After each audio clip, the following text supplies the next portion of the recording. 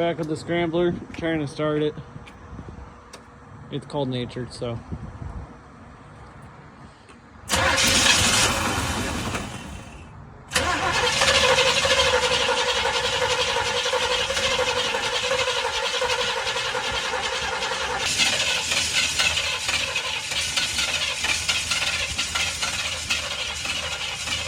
Well, we can't get it started, so it kind of just seems like for the winter it's gonna be dead.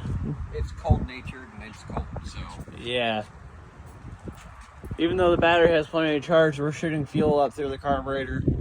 I accidentally deleted one of the clips that showed it, but